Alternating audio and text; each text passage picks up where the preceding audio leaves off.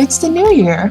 You write yourself a list of New Year's resolutions and then you tell all your friends, I'm gonna exercise, eat healthy, and study harder. And then a week later, it just all falls apart.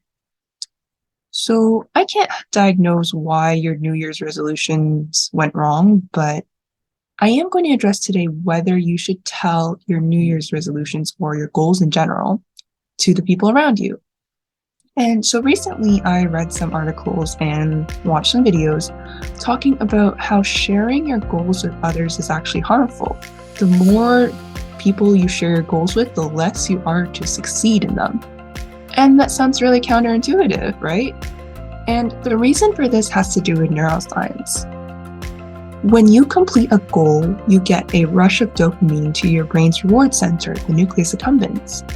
But whenever you tell someone your goal before actually completing that goal, this process gets interrupted and you get that same dopamine rush even without doing anything.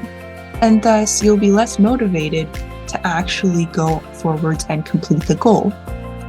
In studies conducted by Gallwitzer et al. 2009, they had two groups of psychology students who were told to study more. And the first group had their goal publicly acknowledged. So they had a survey with their intentions and it was read by the experimenter. And the second group, it was kept private to themselves. So they wrote it down on the paper, but then the paper was discarded. And they found at the end of the study, the group that had their goal publicly acknowledged, they studied less, with a mean of 1.92 days a week. And for those who had it privately kept to themselves, they studied a mean of 2.7 days a week. And Gallwitzer et al. Found some other similar results in other studies as well. So you may be thinking, but what about accountability? What if I want to tell someone so that I am personally held accountable to completing that goal? Because obviously you don't want to be that person who says, I'm going to run a marathon, and then don't. So interestingly enough, there is a more recent study conducted by Klein et al. In 2019, and they found that it actually depends on who you say your goal to. So what they did is that they found that if it's a person of higher status, so someone who has more prestige and respect than you, then basically you're more likely to have a better performance and be more committed to your goal. So what they did is they had a group of undergraduate students, and then they had a lab assistant who dressed up in a suit and tie, dressed really nicely, and then said he was a doctoral student at that business school. And so the students, they perceived that this lab assistant was of higher status than them. But then in the second group of students, that same lab assistant, he wore casual clothes and then said he was a student at a local community college. And the second group of students, they judged this man to be of lower status than them. And then the third group, it was basically the group that didn't share their goal. So they found that for the higher status group, so the man who dressed up in a suit and tie, the people who judged him to be of higher status, they found that those people, when they told him their goal, they actually performed better and were more likely to have better performance and be more committed to their goal, compared to the two other groups, which were the group that didn't tell their goal or the person who judged the man to be of lower status than them. So this basically shows it depends on if you care about the person's opinion, the person who you tell your goal to.